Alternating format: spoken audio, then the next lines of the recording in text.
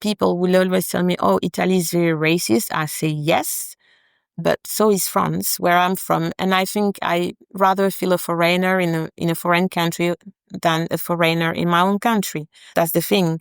And it doesn't mean that racism, I feel like there is less racism in Italy. Absolutely not. I see it.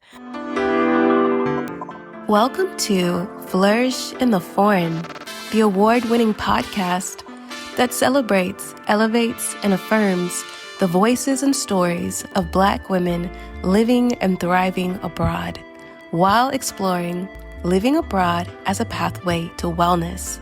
I'm your host, Christine Job, a Black American with Trinidadian roots, business strategist and writer from Atlanta, based in Valencia, Spain.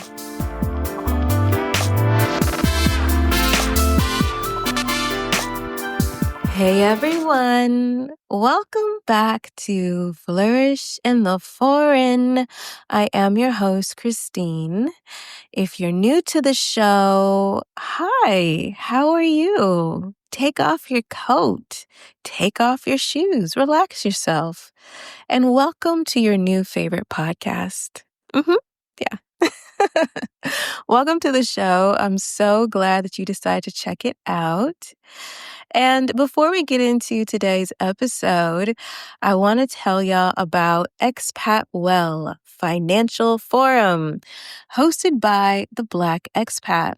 This virtual event is all about financial planning for expats with sessions on everything from wealth management to budgeting as a family abroad. So grab your ticket using the link in the description. And don't forget to use my affiliate link to support the podcast at no additional charge to you. Next thing is that I want y'all to pause the podcast right now and go ahead over to Substack and subscribe to my Substack. Thank you. Thank you very much. Okay? My Substack, Flourish in the Foreign Truths and Musings, is where I share my personal reflections on life abroad, my author journey, and full conversations with season 6 guests. So, if you are nosy, no, I'm joking. If you ever wondered what doesn't make it into the episodes, this is your chance to find out and watch us laugh and key and just chat. And the last thing, I am collecting questions for the Ask Me Anything episode, which will be featured at the end of season 6. Whether you have a question for me, a guest, or an expert, submit your questions by the end of March 2025. You can email me at hello@flourishintheforeign.com or leave a voice note via the link in the description. And if you don't want your voice featured in the podcast, just mention it in the voice note, okay? Let's get these questions answered. All right, let's get into today's episode. Season 6, Episode 10. Today's guest is Emmanuelle Maréchal. Emmanuelle is a multilingual digital editor who is passionate about digital content and social media. She is a fashion professional who writes unapologetically about her industry, in particular, the intersection of fashion and Blackness, and also what it means to be Black in the European space. I know I say this a lot because it's true, but I really enjoyed chatting with Emmanuelle. We actually had to record twice, and I'm so grateful that she was so patient enough so that we could record again. But I don't know. I think even the second time we recorded was even better. So big thank you to Emmanuelle for her patience. I'm so excited to bring this to you. It has always been my vision to have more Black women voices from across the diaspora on this show. There are limitations because the show is in English and Blackness is not a monolith and Black people don't always speak English. And I don't know, maybe I'll have episodes in different languages. I don't know how I would do that for you all that only speak English, We will figure it out. But I just feel so grateful and happy to have Emmanuelle share her insights in being Black and European. And it was just such a wonderful interview. I think you all will absolutely enjoy it as well. With that being said, I will let Emmanuelle tell you all about it. My name is Emmanuelle. I'm 37. I'm French Cameroonian, and I live in South Italy in a small town called Putignano. To define home is quite a tricky question because I was born in Cameroon. Then I came to France when I was 3. But then because of my dad's works, because he mostly worked in Central Africa, travel a lot. And so let's say my roots are in a lot of places.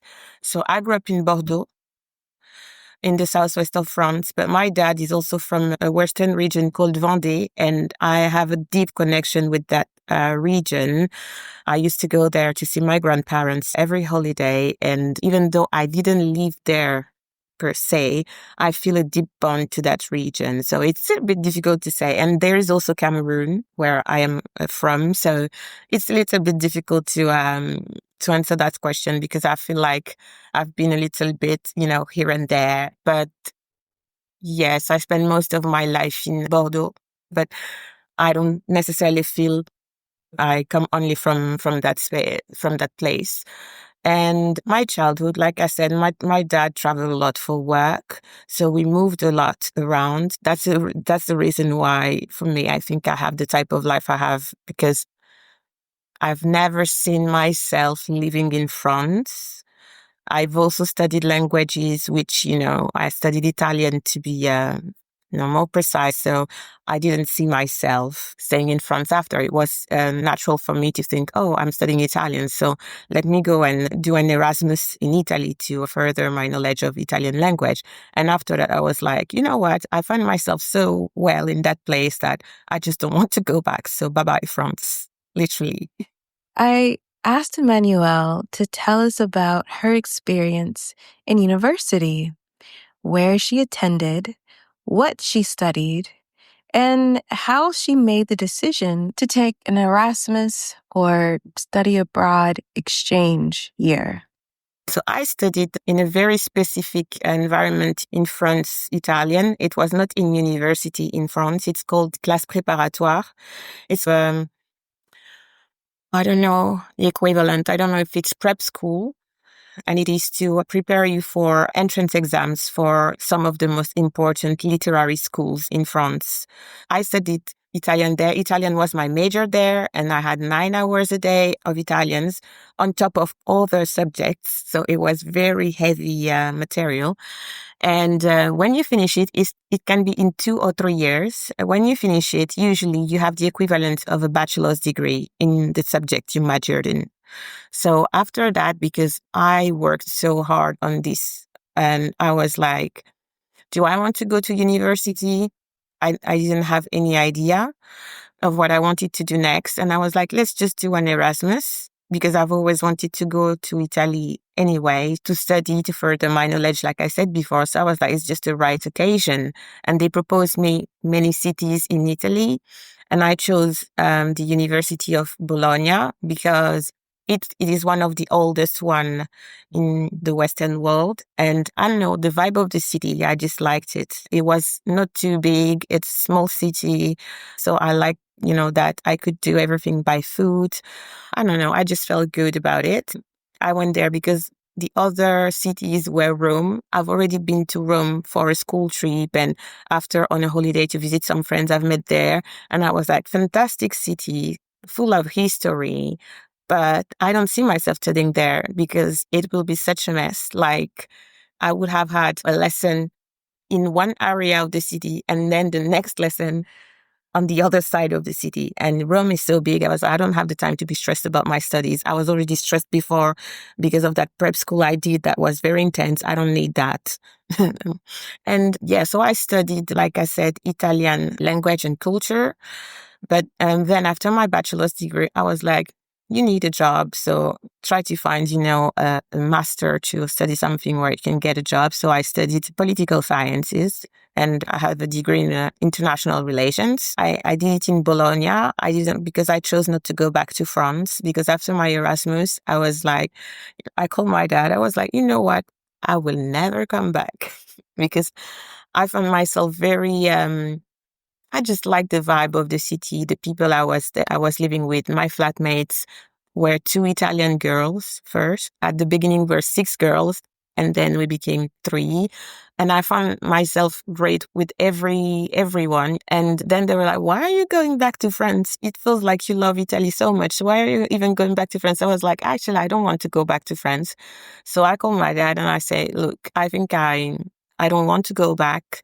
And on top of that, because my dad also studied political sciences, and I think he was like, maybe you can do the equivalent of sciences in France. And I was like, no, look, I've looked at the curriculum here in Bologna, and it looks better than what I see in Bordeaux or in Paris. So I studied for a year to prepare for the entrance exam for political sciences in Bologna, which was intense because I had to study some law courses, which I'm not used to. I come from a very literary world, so I was just like, what the heck is that?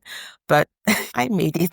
I asked Emmanuelle if she could share a little bit more about her time in Bologna and how did she feel there as a Black French Cameroonian woman? What was her experience? How was she perceived? So the first thing I want to say is that when I came to Bologna, I didn't have all that consciousness on my Blackness. Because in France, we are raised in a certain way, especially at school. They tell you we are all the same. We have that universalism and laïcité concepts where instead of thriving in celebrating, you have many identities, they'd rather have you celebrate the French identity, especially if you are from your parents or you are from old French colonies. If you are French and English, it's cool.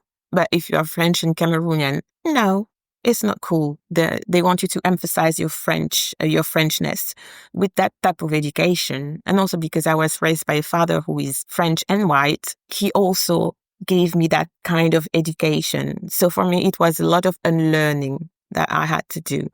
And one of the first things maybe I've noticed when I came to Bologna was the fact that, I don't see as many Black people that I see when I'm in France. And for me, it was not a shock, like I was not used to, because I still saw people who looked like me when I was in France. And there I saw almost nobody. And when I saw Black people, there were a lot of the time illegal immigrants. I had a thought where I was like, it's interesting because I'm like, it means Italian people are not used to see Black people in a certain context, or they only see Black people on the street selling things, I was just a little bit astonished by that. I didn't necessarily experience, let's say, discrimination or much racism in Bologna because I think it's a university town. So people are maybe more informed, more open-minded. And also, people are more informed. So they know France had colonies. They know because of that, there is a certain immigration. If I said I'm French Cameroonian, people were not surprised because they know France had colonies. But on the flip side, I had that friend who is Italian Ghanaian, and I could see the difference in the way they treated her. So I was just like, this is interesting because for me, they accept the fact that I'm Black and French, and for her, they don't accept it. And also one thing that shocked me when I was at uni with, knowing that girl is that literally one day she was like, I have to go to the embassy or whatever because I need to do my visa again. And I was like, why would you need a visa? You're born in Verona. Why do you need a visa? And she explained to me literally that any Italian born and raised in Italy who have immigrant parents cannot get the citizenship until they are 18. They have to ask for it. And it's a very long process. And it's not even said that you will get it. And so it means they miss a lot of some experiences that I have had as a Black French person. A school trip, for example, something simple as a school trip. She couldn't do it. It was shocking for me to learn that. And it stayed in my mind. It's not like in the US, in Europe, when it comes to all the question regarding Blackness. At the time, it was 2009, 10, 11. So we didn't have all this conversation around being Black in Europe, being Black in France, being Black in Italy. We didn't have that type. There was no content. And there was no spaces to talk about the issues or our identity. So it was very difficult to create, how can I say, have an idea of other people's experiences. Even when I lived in France, where you have, like I say, more Black people in there, the conversation didn't exist. It was not existing at all. So if it doesn't exist, how can you start have a reflection on your own identity?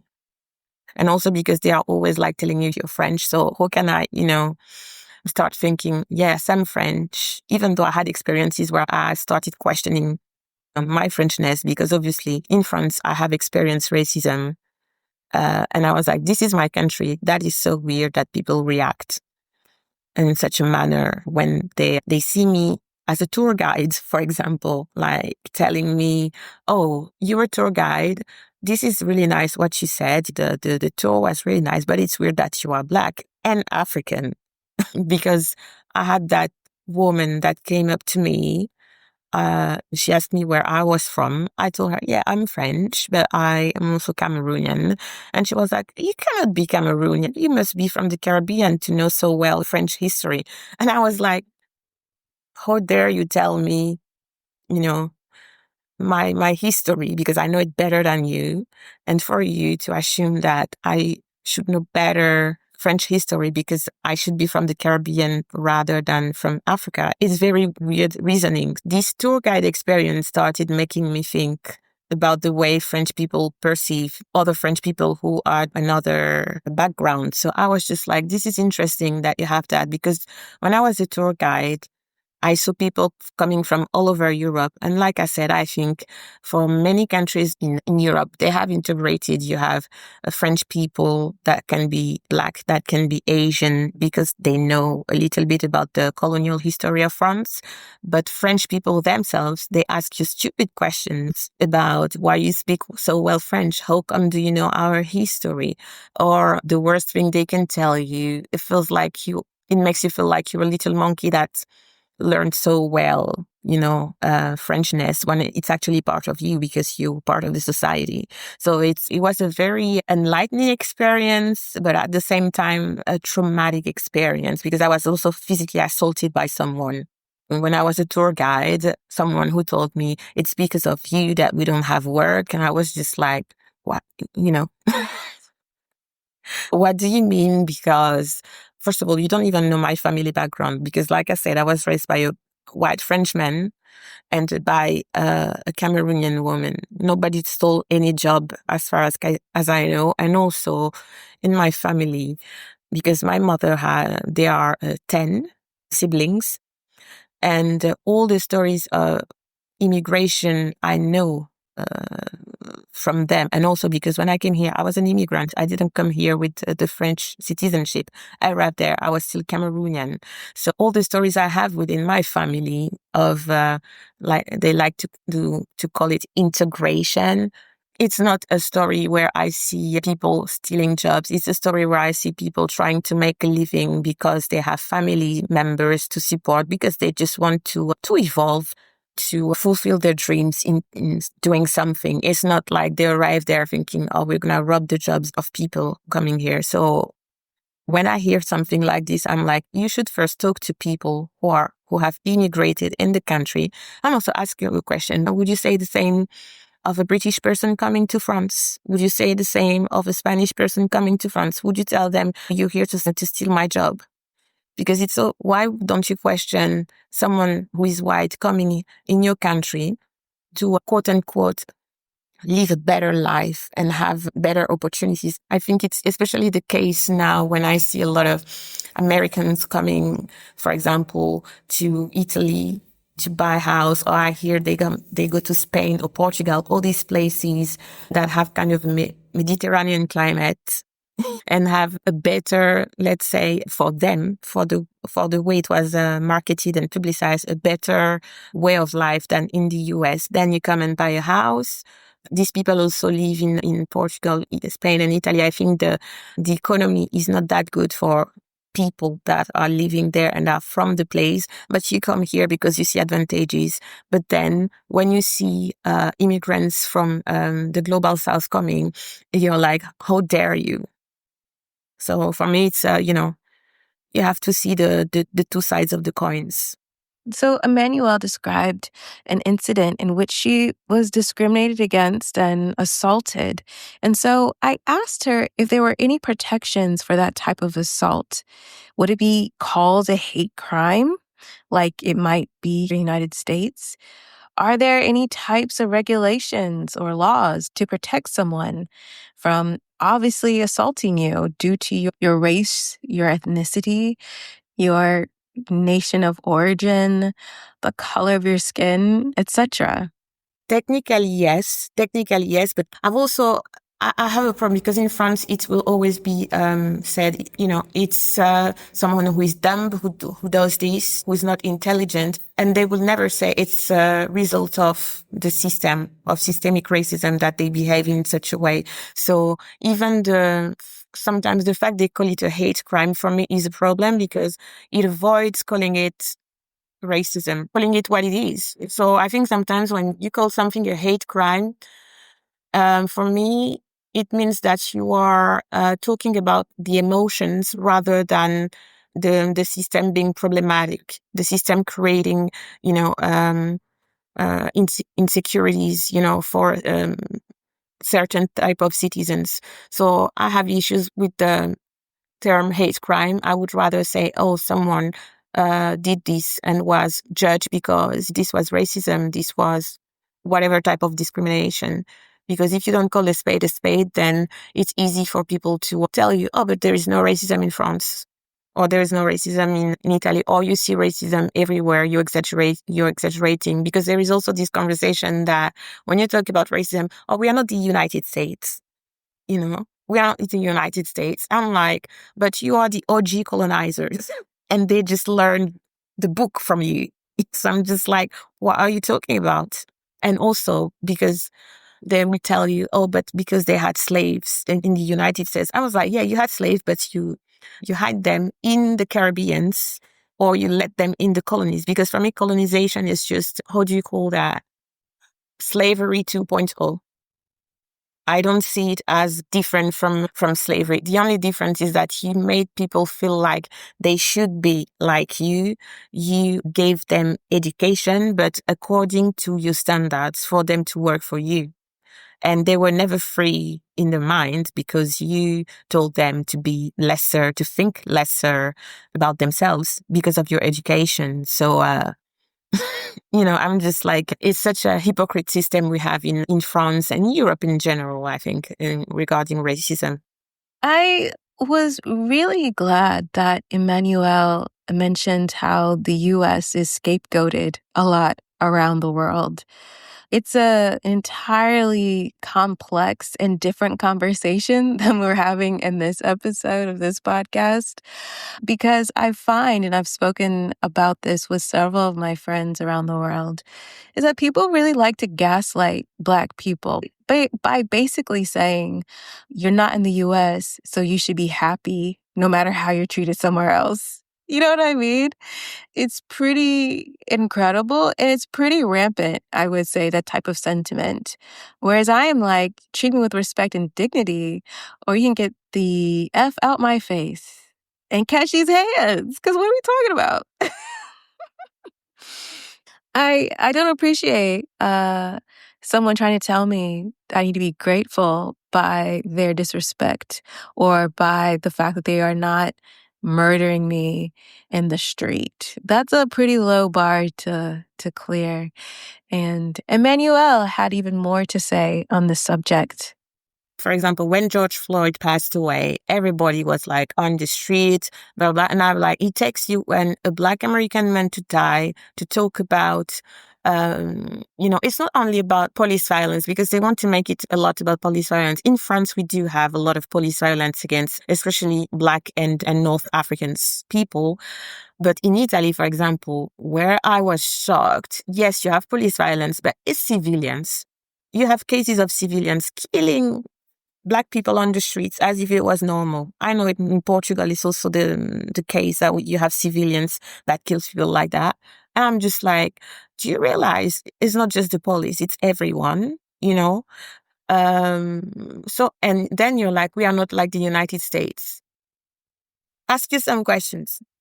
I asked Emmanuelle after her university studies, where did she go and why? After my university studies, I wanted to stay in Italy, but I couldn't because the job market was not good. So I couldn't find a job. And I found an internship in Germany, a country that, to be honest, I have no interest in. uh, I never studied the language, never studied the culture, knew nothing. But I found that internship in Munich, southern Germany. And I went there and it was a very different experience because Italians are a certain way, the Italian system is a certain way. And then you come to Germany and German people are completely different from Italian people. So it was a big change. I also, obviously, because I'm a language major person, so I was like, I need to learn German. I absolutely need to learn German if I want to work there. But I never felt like I would stay in the country because I didn't feel like I clicked with the culture as much as I clicked with Italian culture. But it was a very interesting experience because, again, it was another way to see myself as a Black person in another European space. Let's say that if in Italy I thought I didn't see Black people, when I was in Munich, I saw none, unless they were expats. So that's also was quite a very telling experience, maybe because I was in Munich, because Berlin is much more diverse than Munich. And Munich has also this history of being the HQ of Nazism. This is where Hitler was. You have all the biggest concentration camps you have heard about. Dachau is there. So you can go and go to Dachau. I refuse to visit. I understand why it's open for the public to go, but I refuse to go to a place where thousands of and millions even of people were killed just because they were different. I refuse. I refuse to go in such a place, even if it's history. I understand. And also the feedback I had from friends going there was like, oh, I took my weekend to go there, but I got so depressed. So, I was like, is this interesting that you think about that? Because for you go to Dachau, you feel depressed. But then, for example, when you see or when you heard someone has been killed because, same act of racism, because this is racism nowadays, you don't feel as depressed. Explain it to me. So there is this thing, Germany, I enjoyed my time there, but I don't think I was feeling, like I said, close to the culture enough to say, oh, I want to stay there, live there more, even though I met very lovely German friends. When you also feel like the only Black person in the room, it's, this is where I started changing a little bit. I was like, oh, I was already alone when I was in Italy, but at least, I don't know, there was something that made me bond with Italian people that balanced the loneliness of being Black, let's say. And then I come to this country where I absolutely see no Black people. And also when I hear the way they talk about Black people, I'm thinking like, okay, you are way worse than where I was before or where I grew up, because for you literally put under the rug your colonial past completely. Italian, they do too. I'm not saying they don't, but it's just in Germany, because there was the Holocaust, it feels like the Holocaust is on top of everything. And I'm Cameroonian. Cameroon was colonized by Germans first before becoming French and English. So I was just like, I know your story. And especially because I come from an ethnic group, and because we had, royal families. One of our royals was killed by the German because he was just trying to claim things for people. So I know very well how you act. So I'm just like, don't come here and telling me that you don't have a connection to Africa or with colonialism when we know you have. But you just don't talk about it because you are repenting for Holocaust, and that's it. Not repenting for also that thing you did. Also, one thing I want to tell about Europe is that they always try to use numbers to diminish the impact of colonialism. I see it with Italy a lot, where people are like, oh, but we went to Eritrea and other countries in Africa, but we didn't have as much colonies as France and the UK. We weren't as horrible. We were there to build bridges and schools. And like, schools for who? Bridges for who? Not for the locals, for you, you know. So there is this thing where they always say, oh, but we didn't do as much damage as. But then you see the immigration of the country, and you come to Italy and you see a lot of Eritreans, a lot of Ethiopians. And I was like, do you think this immigration is by case? It's not. It's because you were there. So stop being so blinded. And it's the same for Germany. I think the biggest student diaspora are Cameroonians. Do you think it's the case? No, it's history, because you were there. And because in Cameroon at school, one of the second languages, the second languages that is learned after English in the Francophone region is German. They didn't think about another language. They just German. For what reason? Also, we are Protestants because of British, okay, but also because of German people, missionaries, German missionaries. So I'm just like, you know, so there is an approach to blackness there that I didn't like. Also tried dating there, and I didn't like it also because when I went on dates with guys, it felt like they were going on to safari, asking me a lot of things about Cameroon, as if I was the representative of Cameroon, when I was like, Cameroon is like 8 years of my life. And at the time I was 25, 26, 27. I've lived most of my life in Europe at that point. So wouldn't you be curious to know more about my experience in Europe and about myself as a person rather than myself as what you see there? Because of course I am Cameroonian. I recognize it. It's part of my experience because I've spent a part of my life there, and it has definitely influenced the person I am today. But I spend most of my time in Europe. So it's ridiculous to be there telling you, what do you want me to tell you about my time as an 8-year-old child in Cameroon, as a 3-year-old, because the country has definitely changed economically, politically, culturally. The country is not the same anymore. So I cannot tell you something current. So I'm just like, when they asked me question, I was just like, sometimes it was like, it felt like they were going on, they were traveling vicariously through me. And I didn't like that sensation because the interest they saw in me was more because they saw my Africanity rather than seeing my personality as as Emmanuelle. Hey everyone, I hope you're enjoying this episode of Flourish in the Foreign. And if you are, please consider supporting this labor of love, but labor nonetheless, by buying me a coffee at buymeacoffee.com/flourishforeign. Make sure that you are subscribed to the podcast, and please review the podcast on whatever platform you use to listen to the show. Fun fact, if you listen on Spotify, you can leave me comments that I can actually respond to. Yeah. Make sure you follow the podcast on Threads, Instagram, TikTok, YouTube, and all the other social media platforms that the podcast has.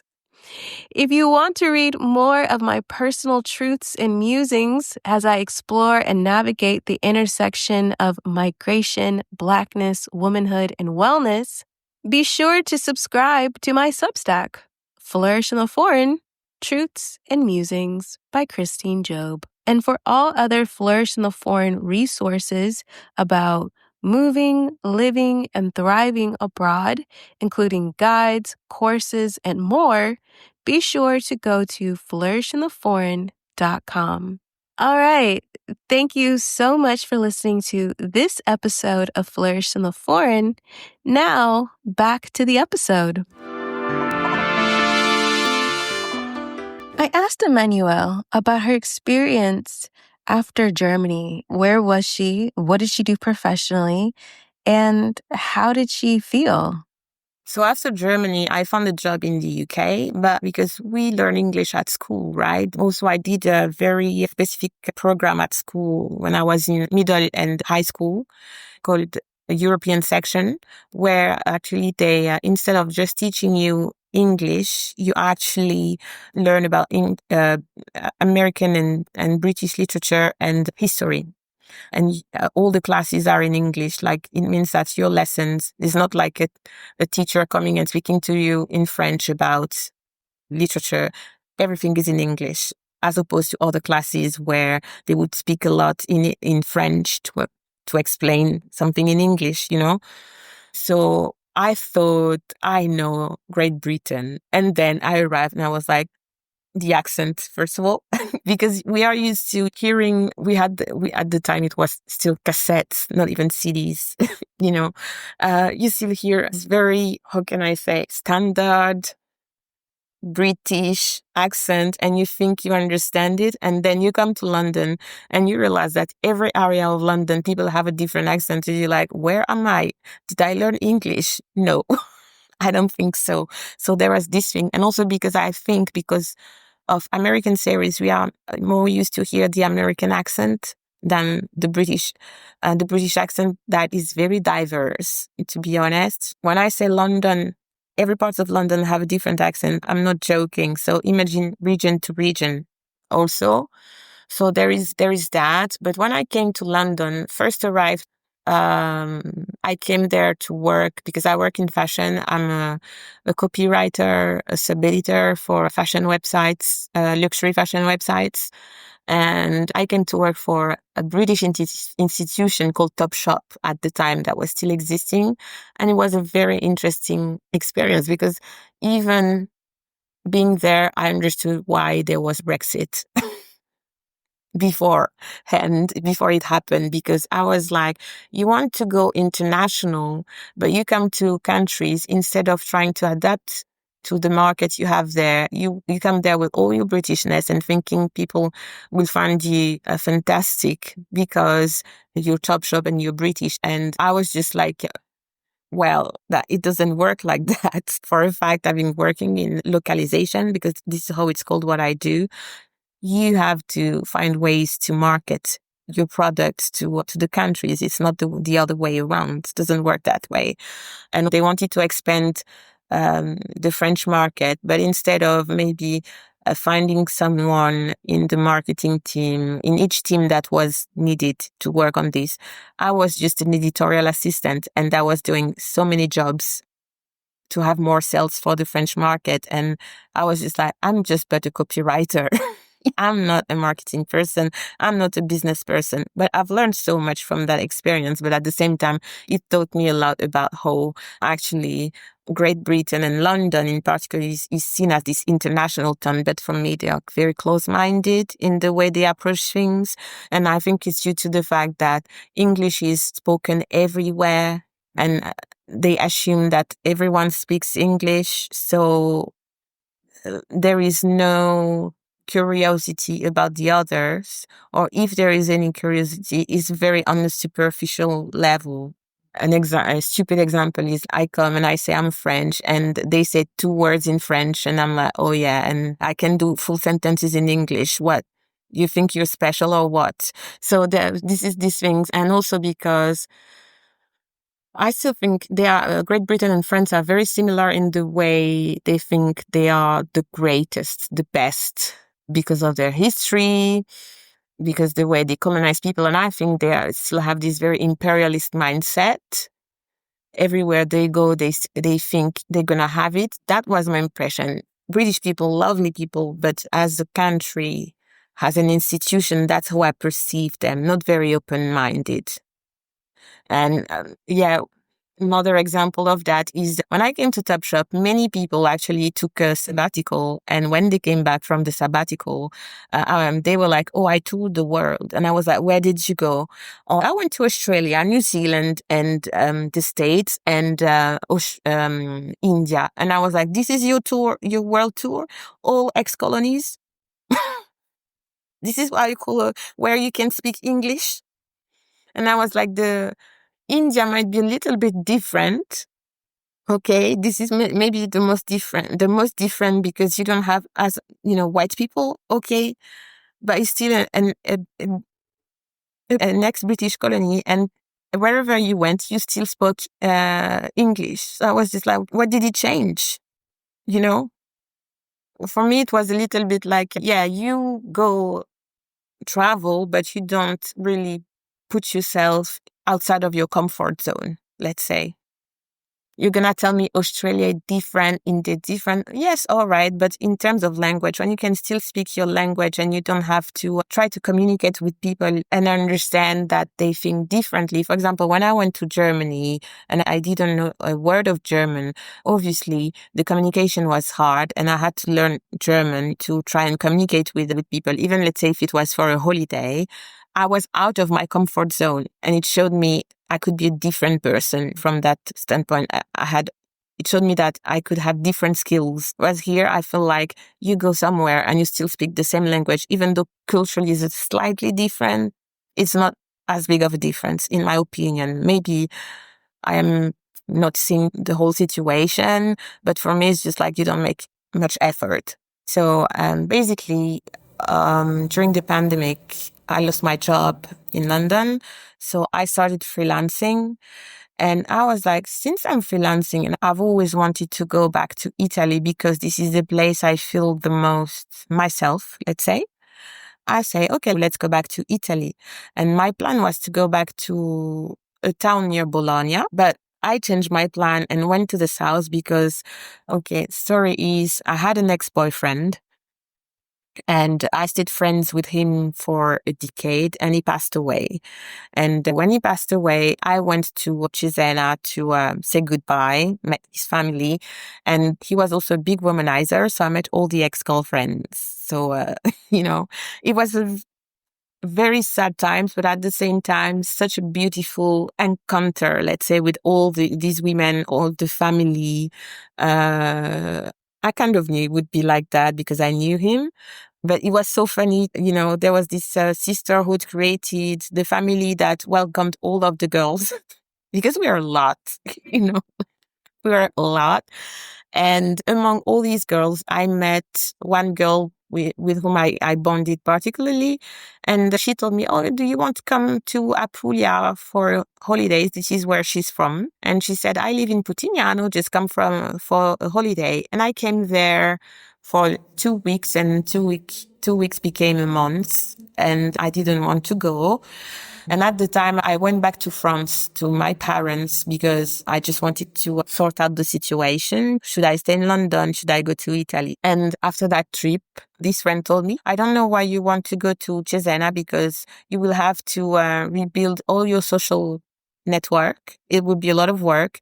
And do you really want to see people, or even though we all have the greatest time, that reminds you of him all the time? You're gonna mourn a lot. It's gonna be hard. And you have so many memories of him in this town. Do you really need to be there and put yourself down when you were meant to go to Italy to lift yourself, And she said, why don't you come here? Actually, you've known some people because I've introduced you to some of my friends and you already have a group of people. So just come here. And if you don't like it, you can go to Cesena anyway. There is no issue. And that's what I did. I went on that holiday from, I think it was June to July, something like this. And I came back then on September when I decided to leave in Putignano. And that's pretty much it. And why Italy? I don't know. Italy feels like the place where I feel most myself, probably because I've noticed that I'm very close to cultures where I feel like there is warmth. I appreciate the food. That's also probably why I also enjoy the South, because I really see people are, when they said to me, oh, when you come back here and live here, if you need my help, just call me and I help you. They do it. It's not just because you think Southern people would be like, oh, talk, and they won't do anything. I didn't feel that way when I came here. People helped me find my place. People helped me because I got COVID at one moment. People came to bring me my groceries, or even prepare food for me from their mom. They say, your friend is sick. Let me prepare some food. And this is something for me that is they don't realize that is also very present in some African cultures, this kind of behavior, because I feel like you feel you're so different, but at the end of the day, I feel a lot of connection in that sense that they welcome you so easily in their space, in their home, in their families. And that's exactly the same in the culture I grew up. So probably that's the reason why I feel close to Italy in that sense. And that's the same thing I feel, by the way, because my best friend is Korean. And the Korean people, they love food. They are very welcoming people. That's why I love South Korea also. And for me, Italian people reminds me that warmth that maybe I don't necessarily find in French people, even though it's my culture, but I don't find the same warmth I find here. Like, it's been 2 years. I'm in Putignano. It's a small town, so everyone knows each other, but it's just like they accepted me in the social fabric of the city. For them, it's like I'm from the city now. I'm not, a foreigner. And it makes me smile because sometimes I think I'm not a foreigner, but I'm the most visible, because there are not a lot of Black people here. And at the beginning, because it's a small town, when I came here, I was like, fine, for the holidays, you stare at me. Okay, I'll let you stare at me. That's okay because I'm here on holidays. And then I came back. I was like, you're still staring. It needs to stop because now I'm there. This was, one of the issues I had, but I don't have here an experience where people are coming to me and asking me stupid questions. It happens on a very rare basis. It made me smile when people ask me, what is your background? I was like, that's interesting. Rather than saying, where are you from? It's a different approach, in my opinion, than when they tell you, oh, what is your background, in the sense, what is your experience of life? Or the first question is, how come did you end up in Putignano? Because why Putignano? It's such a small town. They don't understand why some foreigner would like to come here, especially when you lived in big cities like London. And I'm like, well, your city has a lot to offer, but maybe you don't see it because you're locals and you are so used to it. You're born here. So obviously maybe you've lost a little bit of the magic of your city when it's actually beautiful. And work-wise, I don't earn millions. I'm a freelance copywriter. I appreciate the quality of life, but my life is not like, these wealthy expats. Also, the word expats, I wouldn't define myself an expat. I'm just a foreigner living in Italy. That is it for me, which is a different, because expats for me means you do a certain type of job, you have certain advantages and a spending power that I don't have. I asked Emmanuelle to share with us her podcast and her Substack, not only what they are, but why she created them and who she created them for. So basically, I created an Instagram that was called The Little Black Diaries, where I told my family story because I didn't see in the French landscape my family reflected in the TV or something like this, or even talking to other people. Because when people saw me, be it Black people or white people, they have an assumption that because my name is Emmanuelle Maréchal, it sounds very French. They would say, "Oh, you're from the Caribbean," so they would think maybe both of my parents are Black. And then I have to explain, a little bit, no, that's what happened. So I don't know my biological father. And the man who raised me is actually my stepdad, but it was never like that. So it was my dad from the day he entered my life, because you're right, I was 1.5 years. So I don't even have any memories of him not being there in my life. And then also because we have that setup in my family, obviously I'm Black, my mother is Black, my father is white, and my brother is mixed. For people might be confusing, which makes me laugh, because when you see, it's just, what do you say, when some people who divorced and then remarried and you have different setups, you won't say, oh, your son is blonde and your daughter is, what do you say, dark haired. It's really weird. You wouldn't say that. But I got that. I got this type of comments. And I was like, okay, let me tell you the story of my family. Once, because my dad worked for a colonial institution because he was restructuring banks in Central Africa. But this institution was created by Napoleon III. So, right. It was just when colonialism finished, but it didn't finish. It continued under this type of thing. So my mom and dad met when my dad was working in Cameroon. That's how it happened. So I wanted to tell this story to explain the dynamics between, us as a family, that there is love. Because people, when they see interracial couples and when they see different shades of colors in a family, they're like, oh, it's so beautiful. There is love and everything. But I was like, yeah, there is a dynamic that is a little bit, I tell you, love my dad, but there are things he's definitely racist. I don't have any issues telling that, but it doesn't mean that I don't love my dad, but it means that my dad is I call him an ally in progress, because I don't think that when you are white, you will always have to be a student learning about racism.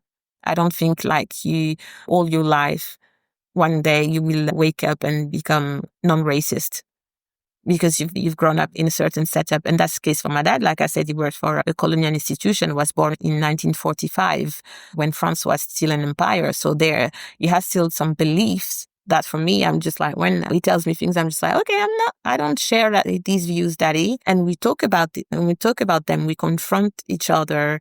And sometimes, let's say I win, sometimes I don't. And when I don't, we know that we don't talk a lot for a little while, but there is still love.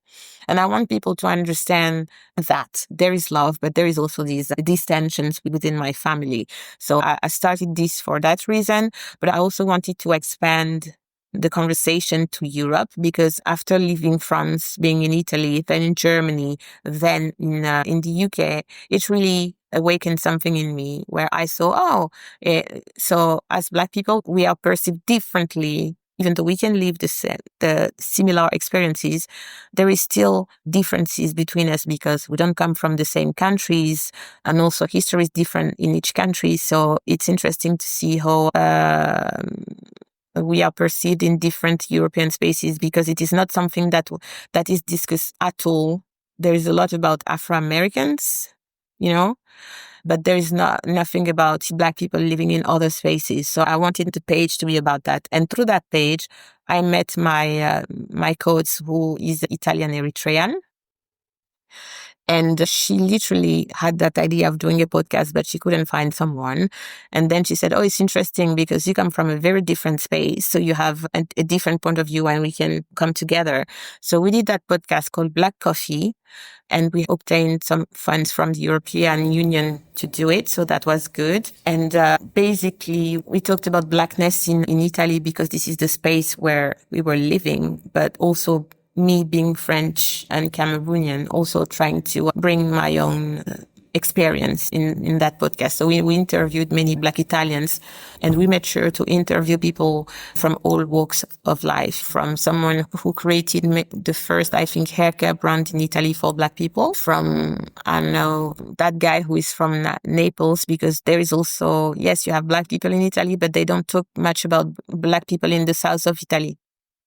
And especially in Naples, where there is a lot of poverty, because there's also that things about northern and southern Italians, where northern Italians feel superior to southern Italians. And there's a superposition of that thing, even more when you're a black person, talking about all these things. So that was the idea of the podcast. Then the podcast ended, and I still wanted to talk about Blackness, because I still don't think I see anything in media about Blackness in Europe and Blackness in other spaces, to be honest. Like I'm very much interested about Afro-Brazilians, Black Latinos, Black people in the Caribbean, because also I don't think we talk a lot about Black people in the Caribbean, even though we feel like, I don't see that, in my humble opinion.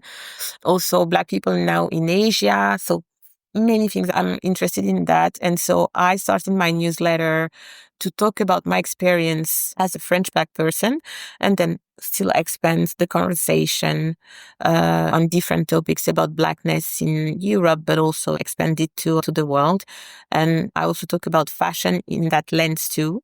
To give you an example, I've read that article about that woman who is actually a supermodel, but nobody really knows her. She's called Rebecca Ayoko, and she's the first African model that has been signed by Saint Laurent.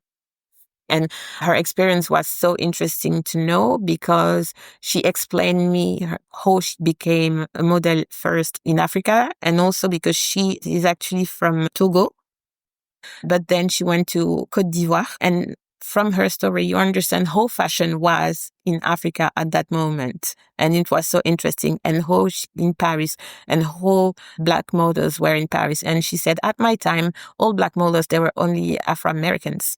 You didn't see even a Caribbean woman or an African woman. So when I came, I was really one of the first. This type of story for me is also interesting to tell through the lens of fashion. I always try to, when I talk about fashion, talk about Blackness or otherness in general, not just whiteness. It's enough. We have enough of whiteness in the narrative already.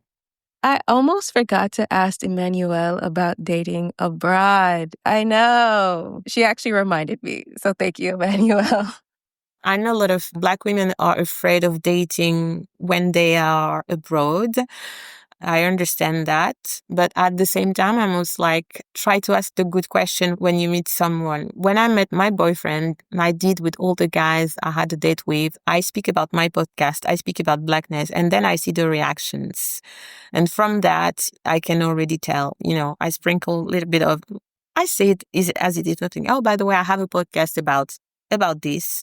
And then I see the reaction. And then the reaction can help me gauge if you're going to go on a second date. On a second date, I may ask something else just to see how you react. And then I can tell. And I think as Black women, we are so conditioned to be afraid of dating, but we don't learn how to ask, and maybe we go into relationship with someone and then have to deal with all the trauma of seeing that person is actually has a lot to unlearn, when we can avoid a lot of issues by asking the right questions from the beginning and understand if that person is right or wrong. If you tell me already, oh, my parents has an issue with foreigners, as much as you are cute, I'm just, okay, bye. I don't need that. Because I don't need to see you fighting with your parents or not fighting, because it can be the other way around. I don't need that. For me to feel accepted or something, I absolutely don't need any of that. It's about really asking the right question, and also see if you can have this deeper conversation about having children, for example. What does it mean for them having children, mixed race children? Because sometimes the people don't even think about what does it mean. They're just like, oh, I just have children. And it's not that. And I've learned that from my dad, because at the beginning he thought he only had children, and then he discovered, no, I have a Black child and I have a mixed race child, and how I know it's because people is always reminding me they are different, and I'm tired of that shit. I think it's a lot of things for Black women to understand that dating is to be done. Yes, you can blame people, but also ask the right question. Have your questionnaire. Come there with the questionnaire and they're like, tick, tick, tick. And then if there is a cross, you're like, okay, I'm off. So that you don't have to suffer during the relationship. You avoid suffering even before anything starts. I asked Emmanuelle what is her personal definition of wellness and how has that personal concept and individual practice evolved as she has lived her life abroad. I think wellness for me is living where I feel most myself. So it's Italy. And I want to say that because people will always tell me, oh, Italy is very racist. I say yes, but so is France, where I'm from. And I think I rather feel a foreigner in a foreign country than a foreigner in my own country. That's the thing. And it doesn't mean that I feel like there is less racism in Italy. Absolutely not. I see it. But I also know, like I said before, as a Black French person, I feel like I live it less than a Black Italian, for example, because people see my Frenchness paradoxically. Whereas when I'm in France, people are like, oh, once I went to the hospital because I have to have some fibroids out. And that nurse, she came to me, she wanted to be nice. And she was like, oh, someone in my family married someone Senegalese. And I was like, yeah, but I'm not Senegalese. I've told you before, I'm Cameroonian. Senegal and Cameroon, two different countries. All these kind of things where I say, I don't need to be in France to hear my people talking to me that way, even though they want to be nice. I don't need that. I'd rather take that shit somewhere else. And it's okay somewhere else, but not in my own country. Thank you so much, Emmanuelle, for sharing your story with all of us and re-recording your interview because we had a technical issue. So thank you so much for being really patient and re-recording with me. I really appreciate you. If you want to keep up with Emmanuelle, you can online. You can find me on Substack at Le Journal Curioso, substack.com. You can find me on Instagram too, which is Le Journal Curioso too. And that's pretty much it. Thank you so much for listening to this episode of Flourish in the Foreign. To learn more information about this guest, be sure to check out their show notes page on the website flourishintheforeign.com. If you'd like me to come speak to your group, your organization, your sorority, your company, or any other type of entity, I can. Yes, did you know that? I can. I am available for paid speaking engagements, which includes in-person talks as well as remote talks. Yes, I do travel. I really do. If you're interested in booking me for an in-person or remote paid speaking engagement, you can find my media kit, my speaker page, and all booking information on the website flourishintheforeign.com, also on my personal website, christinejob.com, and in the description of this here episode. If you'd like to delve deep into my personal thoughts about life abroad, be sure to subscribe to my Substack, Flourish in the Foreign, Truths and Musings. If you enjoy this solo indie Black woman podcast, be sure to support this podcast by buying me a coffee at buymeacoffee.com/flourishforeign. You can also support the podcast by subscribing to the podcast, leaving a review of the podcast, and of course, sharing the podcast. For resources like the Move Abroad with Intention guide and course, be sure to check the links in the description of this episode and the website flourishintheforeign.com. To learn more about me, Christine Job, my work as a business strategist, and all my resources about business strategy, building a business, and more, check out the links in the description of this episode and go to christinejob.com. Big thanks to all of you, my lovely listeners who have kept this podcast going strong for 6 seasons. Thank you all so much. I love you and I appreciate you. And thanks to Zachary Higgs for producing the music for this here podcast. Remember, it is not about moving abroad. It's not about being abroad. It's about thriving abroad. It's about flourishing abroad. So go abroad and cultivate a life well lived. See you next time. Bye. In the next episode of Flourish in the Foreign. My doctor, she made an appointment for me with a surgeon that she knows at the American hospital. She was just like, okay, well, just go to them. He's a great doctor. Talk to him. And he scheduled a mastectomy for me about 2 weeks after I was diagnosed. So very fast. And the question came up, should I go back to the US for this? Because this is major, it's massive. However, we know about the healthcare system in the US. I was diagnosed June 26th. He wants to operate July 12th. Is there a reason that we're moving this fast? If I go back to the US, first of all, I have to quit my job. I have to move out of my apartment. I have to find out how to get on health insurance without being gainfully employed in the US and now having a pre-existing condition. How long would it take me to actually get that surgery if I just pick up and move? After a lot of thought and discussion, I decided to stay and do the surgery in Paris.